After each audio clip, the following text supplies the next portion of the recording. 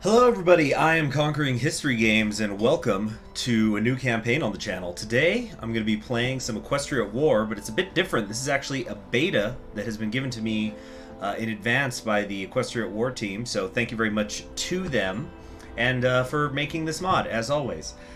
So the name of this beta is Equestria War 2 Eagles, version 1.9. And what this essentially is a reworking of a few different Griffonian nations. I've been told a couple of different paths that are now available, involving supremacy and harmony and things like that. But what I thought I would do is give a look at, take a look at the Aquileian, the nation of Aquileia, which let's go look at it for those of you who don't know. It is this kingdom that is on the west coast of the continent of Griffonia. And because April seems to be Revolutionary Month on the channel, sort of by accident, I decided that we were going to do the Aquileian Revolution again. Because I think I did do this once on might have been on a live stream series a long time ago, like 2.5, maybe 3 years ago.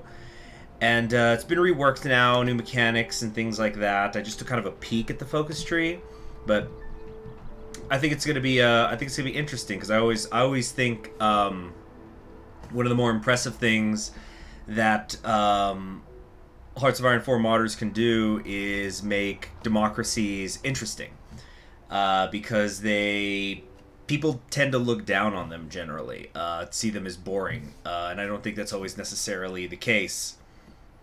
Everybody, it's all fun and games when you're playing a supremacist and you're building the camps for your enemies, but sometimes, a soldier doesn't need to hate what's in front of him. He needs to just love what's behind him, and that's what we're going to do.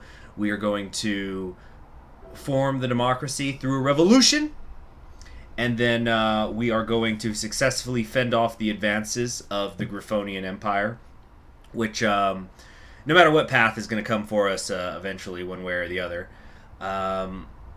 So let's just jump right into it. And we'll keep the historical focuses off because I like to see what sorts of shenanigans happen around the world. So let's go ahead and read the Kingdom of Aquileia here. Now, like I said, I have taken a little peek at the focus tree here and stuff, but we'll discuss it later. Let's first read the intro for those of you who do not know the lore. This is great. We need more of this, by the way. Where are the welcome screens in Hearts of Iron 4 mods? So, the Kingdom of Aquileia was ruled, which I want to point out here. There's this Crown of Aquileia faction, and we have several autonomous vassals. But basically, everything with this cover is us. This color is us, and this is what we directly control. Think of it like Crusader Kings 2, right? Because it's feudal. You have your directed domain and then your vassals. Okay, so the Kingdom of Aquileia is ruled by its ancient dynasty, the Discret family. It is one of the oldest realms on Griffonia, having been founded around 900 years ago. But regardless of age, they too could not resist Emperor Grover I and were forced to swear oaths of eternal loyalty to the Griffonian Empire. It did not take long for the Discrets to break this oath. One day after the coronation of Emperor Grover II, who I've played as if you go check out my Yale campaign, the King of Aquileia declared independence, expecting other kingdoms, duchies, and counties to follow their lead. However, the warlike emperor and his mighty imperial army crushed the discreet armies and burned down most of Aquileia. The king was deposed by his furious relatives and sent as a gift to the emperor, who then proceeded to beat him to death. Grover II didn't mess around. Peace returned, and Princess Giselda Discret married the emperor in the ruined temple of Arcturus and Aquila, thus tying the two dynasties closer together. Despite the family's deep roots within the kingdom, their family members were increasingly careless and ineffective when it came to ruling a real nation. As such, anti-monarchist sentiment rose in the country since its very creation, and sparked multiple uprisings in its history, one of which was remarkably successful. Now for this part, this is important. Keep an eye on that calendar. Right now we're in 1007, okay? Aquileia continued to yearn for freedom and independence after facing Grover II's wrath. As such, when the sacred idol of Boreas was lost and the kingdom of Wingbardi seceded, King Gerard Discret saw his chance and once again declared independence in 972. But 8 years later, that would be 980, the citizens of Aquileia, inspired by the revolution of 978, rose up, deposed the king, and beheaded him, forcing his many relatives to flee the country. The northern regions of Aquileia broke away in the ensuing chaos, having their own aspirations of independence. In Aquileia, a proper new republic was formed to defend the rights and liberties of all Griffins. It was successful in its rule, though fate destined it to eventually fail. Not 4 years after the Republic's creation, Albert Berthelot and his most fervent supporters led a monarchist counter-revolution, which they decisively won. Morset Discret became king, and the dream of a republic was extinguished. Here we have him. There he is. Or so it seemed, as even today, with the ineffective and decentralized rule of the Discrets continuing, the Griffins of Aquileia remained faithful, and the idea of a second revolution becomes more and more popular among the Griffins of Aquileia. Will a spark kindle the flames of revolution, or will these activities be stopped in time? So this is this nation is very heavily based on France, with the recurring revolutions and the revolving door of the royal house. That no matter how many of these kings you behead, they keep bringing ones back. They got a cousin somewhere they can dig up. Okay, so the region, do we need to get another region here? Dominated by Aquileia. It was conquered by the Griffonian Empire. North is the periphery, the frontier region. Unlike in the Empire, Aquileia's revolutionaries did not flee, they hid, and they were preparing to strike again. Okay. Mechanics, go watch my intro video. I don't think this has been updated. Yeah, this doesn't show every single change that's been done for the beta. So, of course, if we find any bugs, let's not judge. It is the beta. I'm sure that it's fine. The Equestria War Team has always been the gold standard when it comes to putting together the mods. So I'm sure things are going to be just fine. Okay, let's start checking out our national spirits. Obviously something I say you got to do early. We have Memories of the Republic. Shortly after the collapse of the Griffonian Empire, the Kingdom of Aquileia experienced a revolution of its own. The revolution itself abolished the Discret monarchy and resulted in the proclamation of the First Aquileian Republic with Theodore Varani at its head. Unfortunately, only 5 years after the Republic was created, Marshal Berthelot led a counter-revolution which resulted in the Discret Restoration. In spite of the Restoration, there are still many within the country who refuse to let go of the dream of an Aquileian Republic, thus making King Morset's hold on the country tenuous at best. So, a lot of negative effects here. Recruitable population, political power gain, harmony and communism get stronger all the time. Now, we could do a Discret run, which I did consider doing, but again, I wanted to go into some other stuff. I also should probably highlight who the new paths are here. So it's supposed to be the Kingdom of Aquileia. They've got these new paths here, and then of course it splits more. And then there is the County of Francistria, which I considered playing, but I figured not enough people knew it, so not enough eyes would get on the beta. And some people go like, which one's Francistia? And so kind of only like the hardcores would watch this video. So I wanted to kind of show a more major country change. We might, could play this in the future. And then the Kingdom of Wingbardi has a new Supremacist path, which is let's see, I forget which one it is. Yeah, but they got a new path. Yeah, there's Biccolini here. Yeah, you got Biccolini. And then the anti-fascists, and this goes down here, and you got pushing liberals out, transitional governments, alliances in the center. This has been reworked, is what I'm saying. So quite a lot going on here, and I have played Wingbardi in the past and enjoyed it. I actually think one of my very rare World Conquest campaigns I've ever done was a Wingbardi campaign. I think I did that on a live stream as well. Okay, so we got Memories of the Republic, and we have the Legacy of Coltbert. Coltbert was the Restoration's saving grace, a pony fully devoted to solving the kingdom's poor financial and economical situation. And while he did a lot of good, his untimely death in 1005 caused many of his reforms to fail. Nevertheless, he showed that Aquileia still had a tremendous amount of potential, and for some, a path to continue. And so this is going to hurt with our consumer good factories, production efficiency cap, production efficiency growth. and factory output. Incidentally, I'm pretty sure this Colt Bear is a reference to Jean-Baptiste Colbert, who was the first minister of state underneath Louis XIV. You know, the Sun King, extremely famous king of France. So, anyway. Nice reference. So we're going to go ahead and get started.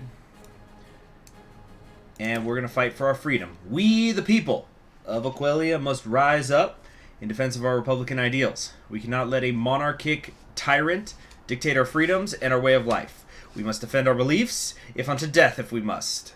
This will give us 50 political power, and then in 1 year, things will start. So I guess let's say January 30th, 1008 is what we're looking for.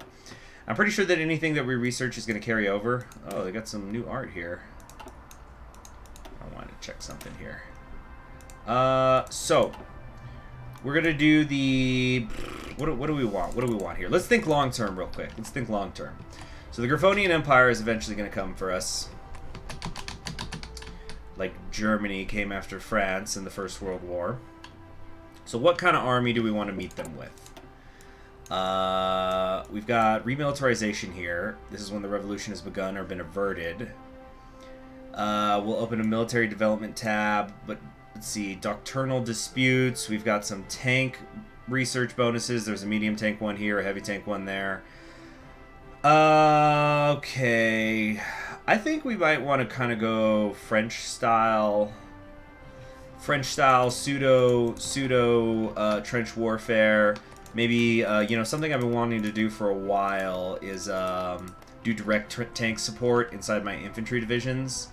I was planning on doing that in a Kaiserreich campaign I've got planned for later, but we're not going to be getting around to that till like the summer, so maybe I could do a test run here. Yeah, we might kind of go back to the early Hearts of Iron 4 days. Let's start putting tanks directly in with our infantry divisions.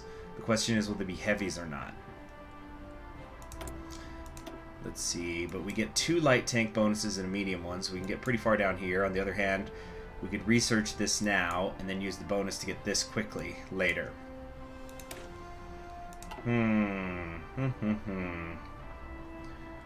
Alternatively, what do we... Oops, nope, wrong thing. What do we got in terms of support artillery? Let's see. Army experience gain, Queen of the Battlefield. We got some anti-tank research here.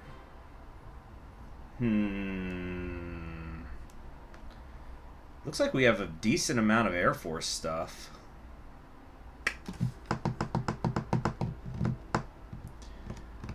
Let's try...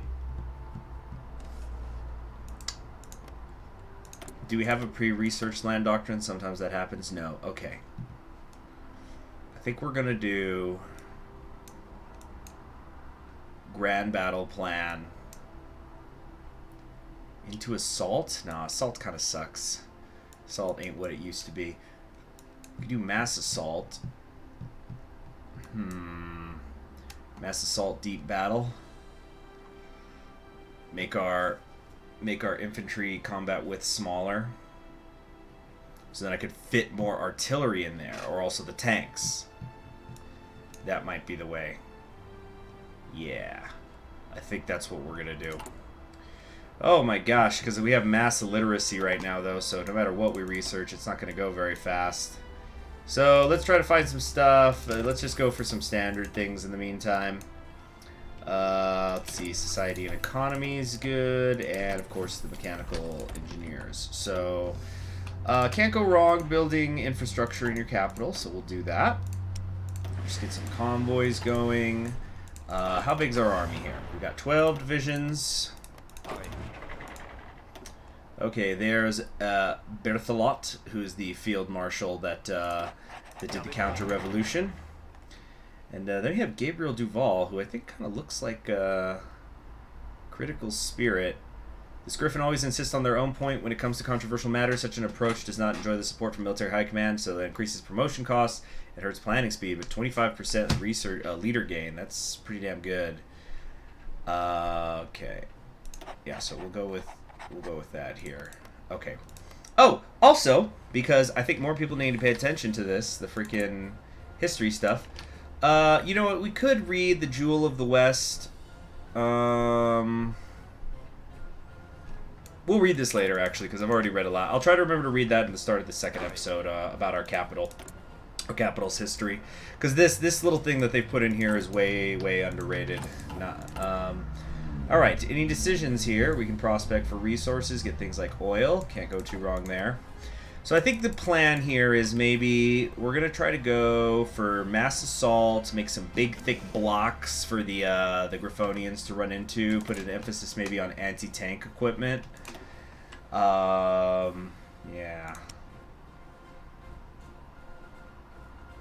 Because we might be able to build up our own air force. So much of it's depending on industry, but I could go anti-air. No, but the bonuses we have are specifically for anti-tank. So if we went here, here, here, boom, boom. Because when the Griffonian Empire gets to us, they're going to have tanks. I'm sure of it. So we got to be ready to pierce them. Yeah, the purple there is fine. Okay, and then, you know, who knows what's going to happen in the rest of the world. So we essentially have a year to kill while we go down this path. Republican Toast. Today, the annual Fin de Haver banquet was held in Baru. As is tradition, the local nobility, landowners, and various griffs of note met to celebrate the end of winter and to a prosperous year of harvest, a major societal event. All right. This is a major social event in itself. It is also a semi-political gathering, as Baru remains a bastion of republicanism despite repression, with many Republicans attending the gathering, but so far they have been forced to remain closeted. Few even knew that other like-minded Griffins attended. Let's see.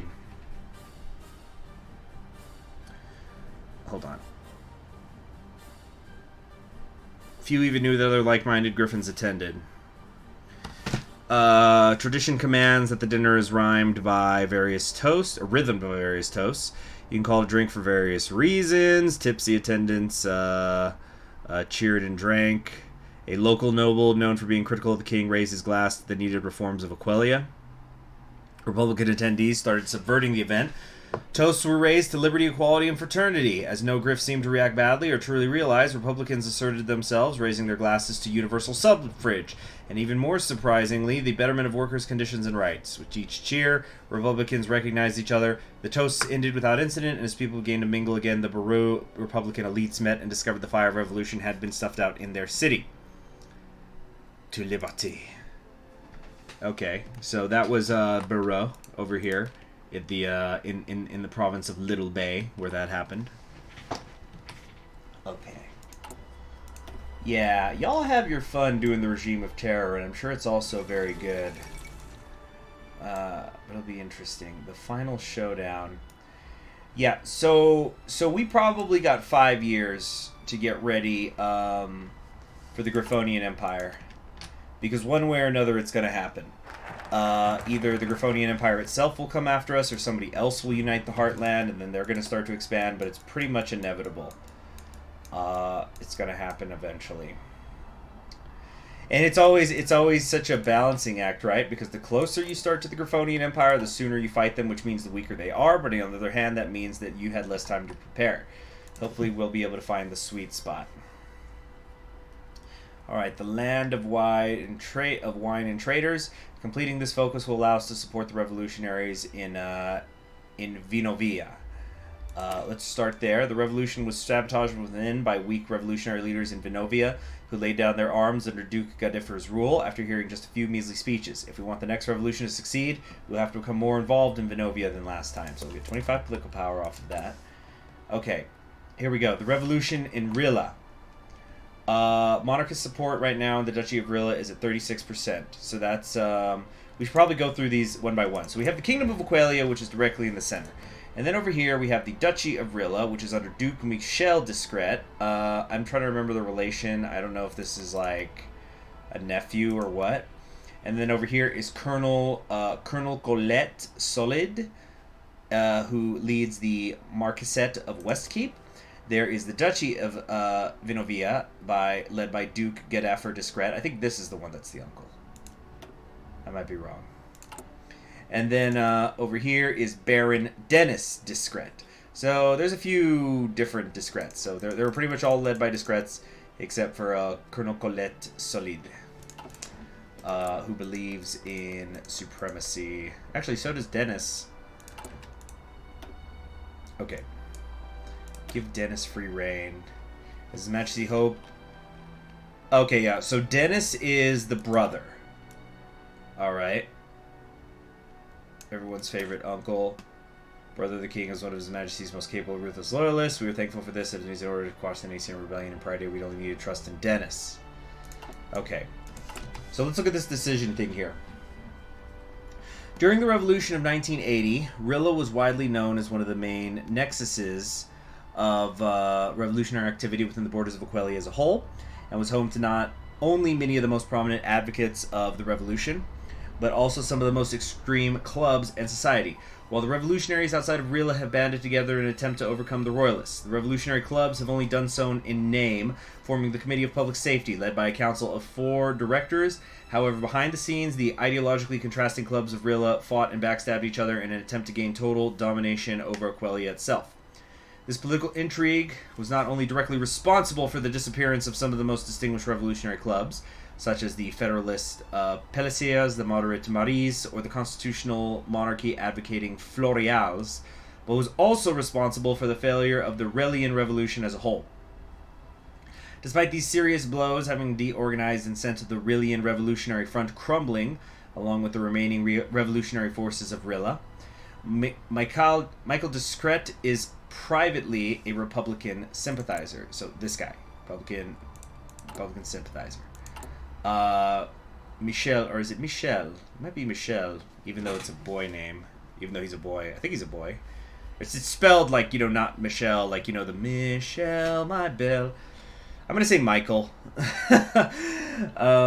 Could not hesitate to put the needs of his people over the needs of a select few, though he would only agree to relinquish once the extremist Cocadiers Club were to be shattered. So I think that's the communist parties. And we might very well go communist. Yeah, we could do that. But we'll probably go a little more center, like, because communism and democracy is not necessarily, those are not opposite terms. But we're probably gonna play it middle of the road. We'll see how I'm feeling. So we could do things like organized bombing increases revolutionary support by 2%. Statues of himself. He said to sculptors a little-known revolutionary can arrange for a little present to be included.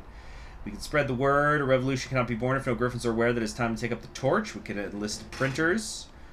We can arm the clubs. This increases revolutionary support in various ways. Okay, well, already revolutionary support is pretty high.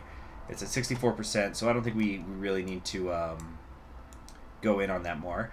Then we've got the revolution in Westkeep, which is, that's up here with the colonel. Westkeep would finally, after years in their period in the grips of anarchy and disorder, it was thanks to the hard work of General Thomas Riane, who reconquered the fallen province. In the years following the pacification of the new march of Westkeep was brought under the iron-fisted rule of the general. Any who threatened his rule met their end, noble and commodore alike.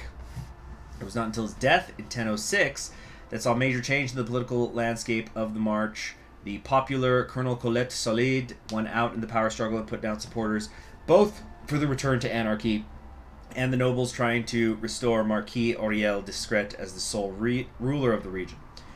In spite of this, the MPA under the Colonel Solidet still had a fight to put up with those who did not respect the wishes of Westkeep and the military.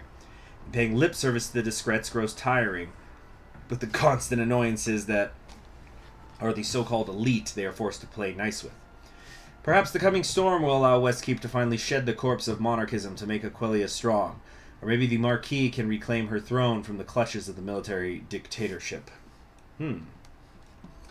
So we could support Colette, which increases revolutionary activity, target the monarchists, expand the cells. This one is a little closer than the others. And then the second revolution will happen in 346 days.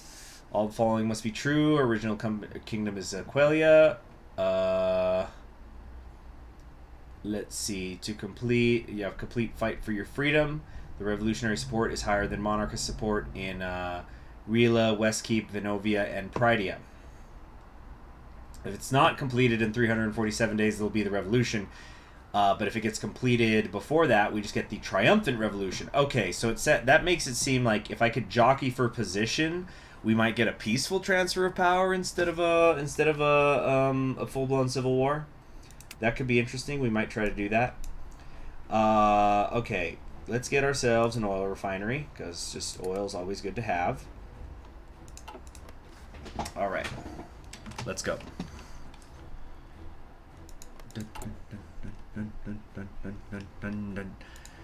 Okay, so we could increase revolutionary support here, increase support. Now I'm sure they're going to be doing stuff that's going to do it. The exiled colonel's demise. News from Fazera. Where's that at? Where's Fazera? Okay, I guess we're going to have to search it. Oh, it's up here. This is north of us. This is over the borders in the township of Fazera. The body of Jean Pasteur was found this morning in the Fazeran cemetery. A bullet lodged in his skull. Oh, the king could be a field marshal, but he's pretty bad at it. Hold on. Okay. While some Republicans in exile swiftly claimed it was a monarchist assassination, the quickly really emerged. The gun used was found nearby. Pasteur's corpse was laying next to Madame Marguerite de Bonnefrief's grave, his well-known mistress. It was quickly concluded that he committed suicide out of grief for his lover. One of the few military colonels who lived through the revolution without getting compromised with either side.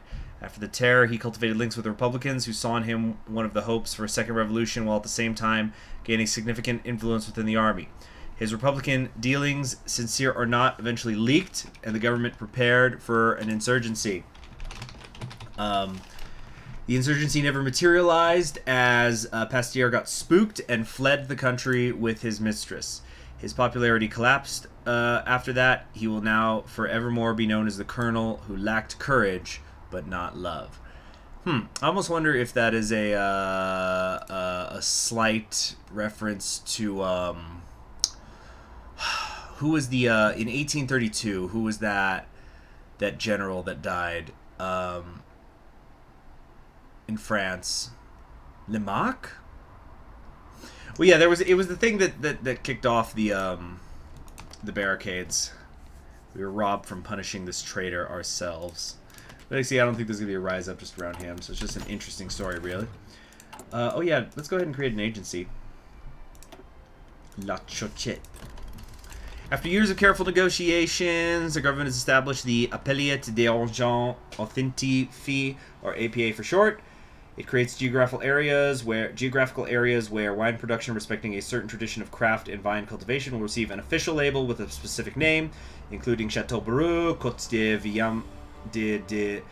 My French, I tried to say French many years ago. I gave it up because it's a bullshit language with too many silent letters. But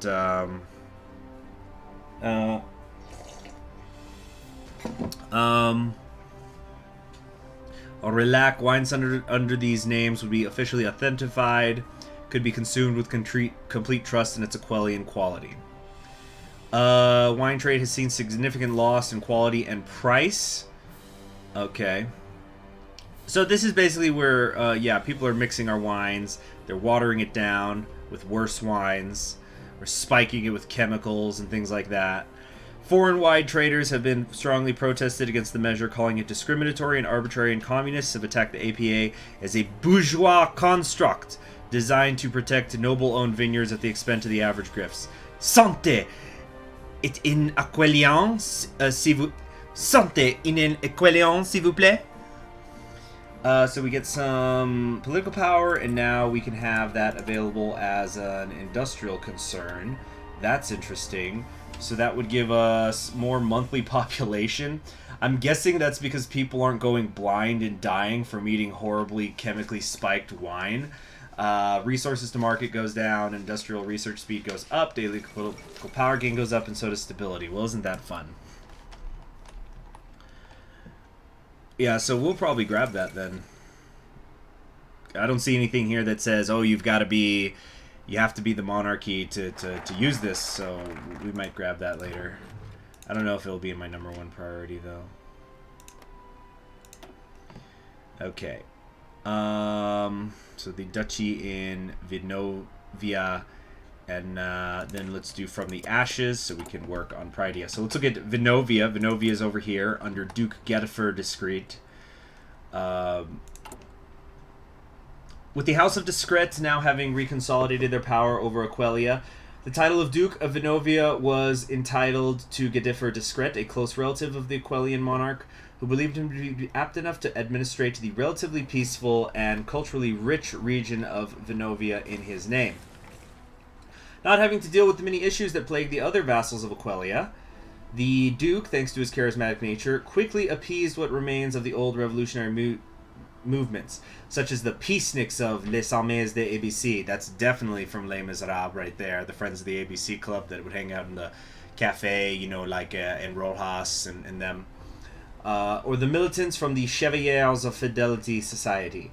These aforementioned revolutionary movements, who had dominated the Vinovian scene both politically and militarily during the revolution, were now reduced to mere shadows of their former selves, and many griffins who were part of it soon departed to form an ordinary life under the banner of the benevolent Duke Vinovia, something that hadn't occurred in centuries. However, despite the Duke doing everything in his power to loosen the more regressive policies of the monarchy, some of the more radical agitators of the revolution still refused to resign their hopes of a republic. Furthermore, there's still chances that the revolutionary movement might take up arms for a second time. So we can do things like supply cells here, support the PATM. We can lend our support to the communist movement. And then there's the FJA.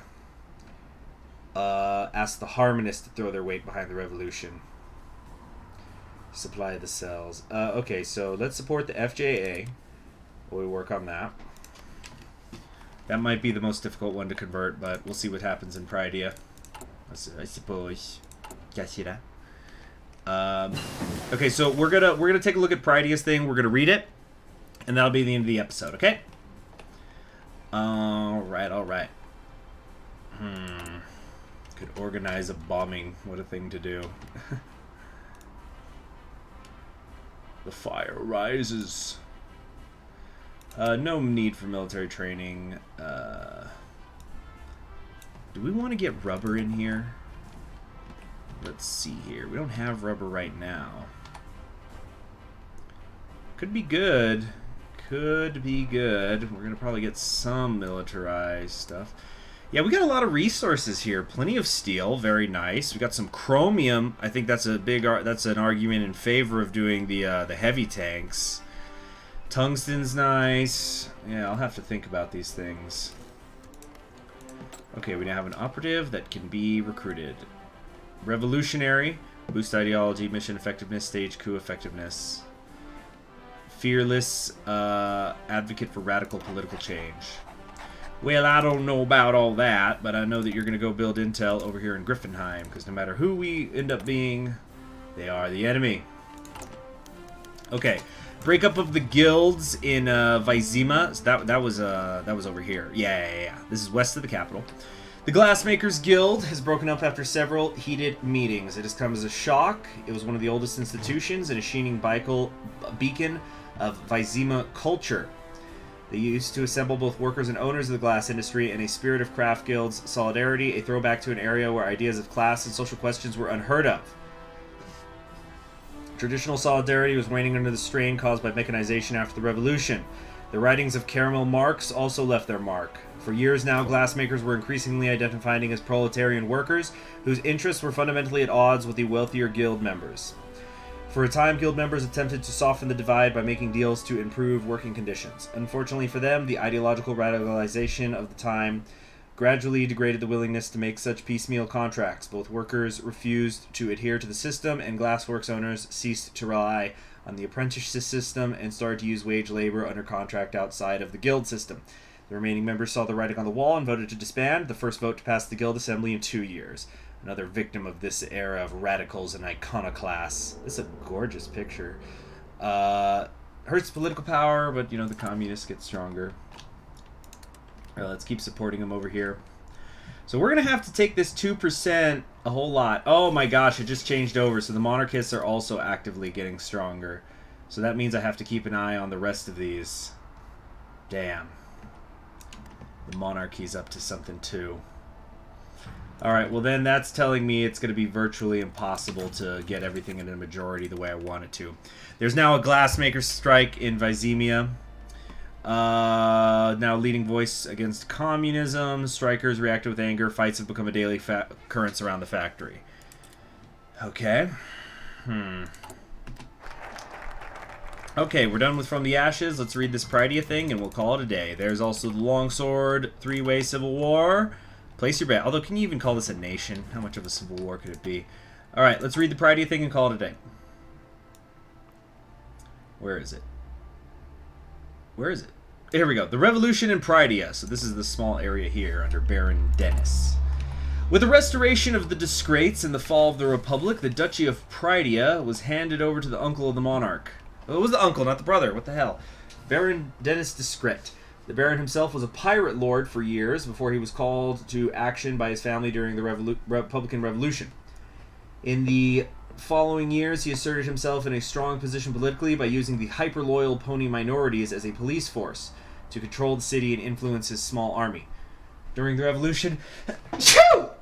Oh, excuse me. I'm okay, Caesar, don't worry. During the Revolution, Prydia was under the control of the Communards, who formed the autonomous commune of Prydia, until Baron Dennis Discret sailed into the Gulf of Prydia and shelled the city with his navy. After a brief urban land battle, the pirate lord announced himself Baron of the city in the name of the king. The Communards and other Republicans who got captured were taken to a now infamous wall near the center of the old city, where they were shot 5 by 5 until the Baron had run out of traitors to execute.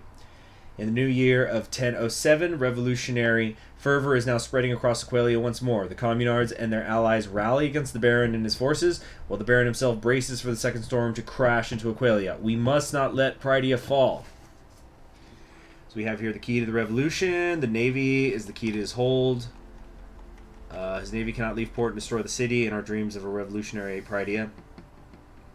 We've got high priority targets. So we could kill the ponies, basically, who work for Dennis. And ignite this bar. Not all ponies are good. Let's be perfectly clear. Alright? I know that we've all seen, you know, My Little Pony and whatnot, but they're not all like that. Ignite the spark.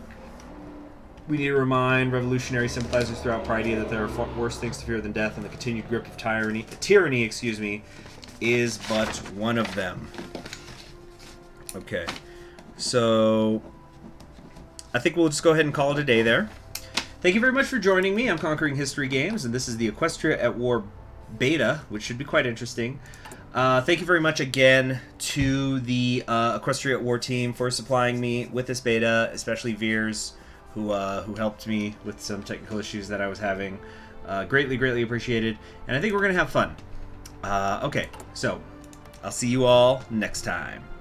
Oh, and subscribe if you haven't already, and click the bell so you'll always be notified whenever a new video in this series goes up on the channel. I'll see you in the next one.